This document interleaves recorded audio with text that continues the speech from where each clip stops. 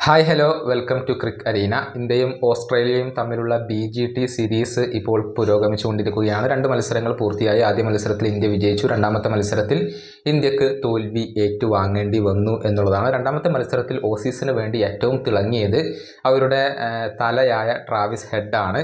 141 പന്തുകളിൽ നിന്ന് 140 റൺസ് അദ്ദേഹത്തിന് നേടാൻ കഴിഞ്ഞു. സെഞ്ചുറി അദ്ദേഹം പൂർത്തിയാക്കി. 17 ഫോറുകളും 4 സിക്സറുകളുമാണ് അദ്ദേഹം ഈ ഒരു ഇന്നിങ്സിൽ സ്വന്തമാക്കിയിട്ടുള്ളത്.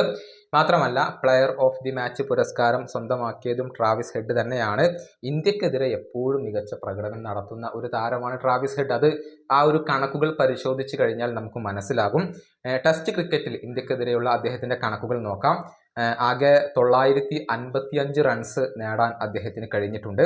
അദ്ദേഹത്തിൻ്റെ ആവറേജ് വരുന്നത് 47.75 ആണ്. സ്ട്രൈക്ക് റേറ്റ് വരുന്നത് 63.24 ആണ്. 4 അർദ്ധ സെഞ്ചുറികൾ, 2 സെഞ്ചുറികൾ എന്നിവ ടെസ്റ്റ് ക്രിക്കറ്റിൽ ഇന്ത്യക്കെതിരെ ഹെഡ് സ്വന്തമാക്കിയിട്ടുണ്ട്. അതുപോലെ തന്നെ അദ്ദേഹത്തിൻ്റെ ഹൈ സ്കോർ വരുന്നത് 163 ആണ്. ഇനി ഏകദിന ക്രിക്കറ്റിൻ്റെ കാര്യത്തിലേക്ക് വരുമ്പോൾ ഇന്ത്യക്കെതിരെ 345 റൺസ് അദ്ദേഹം സ്വന്തമാക്കിയിട്ടുണ്ട്. ആവറേജ് വരുന്നത് 43.12 ആണ്. സ്ട്രൈക്ക് റേറ്റ് വരുന്നത് 101.76 ആണ്. ഒരു അർദ്ധ സെഞ്ചുറിയും ഒരു സെഞ്ചുറിയും അദ്ദേഹം സ്വന്തമാക്കി. ഹൈ സ്കോർ വരുന്നത് 137 ആണ്. T20യുടെ കാര്യത്തിലേക്ക് വരുമ്പോൾ 255 റൺസ് ഇന്ത്യക്കെതിരെ ഹെഡ് സ്വന്തമാക്കിയിട്ടുണ്ട്. ആവറേജ് 36.42, സ്ട്രൈക്ക് റേറ്റ് 150.88 ആണ്. ഒരു അർദ്ധ സെഞ്ചുറി സ്വന്തമാക്കിയിട്ടുണ്ട്. ഹൈ സ്കോർ വരുന്നത് 76 ആണ്. ഇങ്ങനെയാണ് ട്രാവിസ് ഹെഡിൻ്റെ ഇന്ത്യക്കെതിരെയുള്ള കണക്കുകൾ വരുന്നത്. ഇനി ഇതുമായി ബന്ധപ്പെട്ടുകൊണ്ടുള്ള ഒരു നിരീക്ഷണം മാധവ് ശർമ്മ ഇപ്പോൾ നടത്തിയിട്ടുണ്ട് എന്നുള്ളതാണ്. അതായത് കഴിഞ്ഞ ടെസ്റ്റ് മത്സരത്തിൽ ഇന്ത്യയുടെ ബൗളർമാർ ട്രാവിസ് ഹെഡിനെതിരെ 3 വലിയ പിഴവുകൾ വരുത്തിവെച്ചു എന്നാണ് അദ്ദേഹം അനലൈസ് ചെയ്തിട്ടുള്ളത്. അതിൻ്റെ വീഡിയോ ഒക്കെ അദ്ദേഹത്തിൻ്റെ ട്വിറ്ററിൽ ലഭ്യമാണ്. ആ 3 പിഴവുകൾ നമുക്കൊന്ന് പരിശോധിക്കാം. ഒന്നാമത്തെ പിഴവ്, ഷോർട്ട് ബോളുകൾ എറിഞ്ഞുകൊണ്ട് ഹെഡിനെ പരീക്ഷിക്കാൻ ഇന്ത്യൻ ബൗളർമാർക്ക് സാധിച്ചില്ല എന്നാണ് അദ്ദേഹം പറയുന്നത്.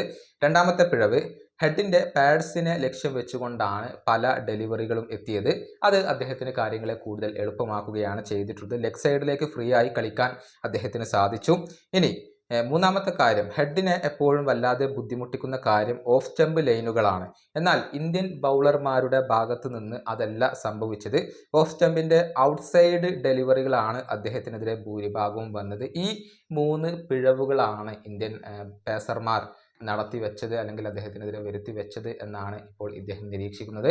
ഇതുമായി ബന്ധപ്പെട്ട അഭിപ്രായങ്ങൾ നിങ്ങൾക്കുണ്ടെങ്കിൽ നിങ്ങൾക്കത് കമൻറ്റ് ബോക്സിൽ പങ്കുവെക്കാം. ഈ വീഡിയോ അവസാനിപ്പിക്കുന്നു. അടുത്ത വീഡിയോയുമായി വീണ്ടും കാണാം.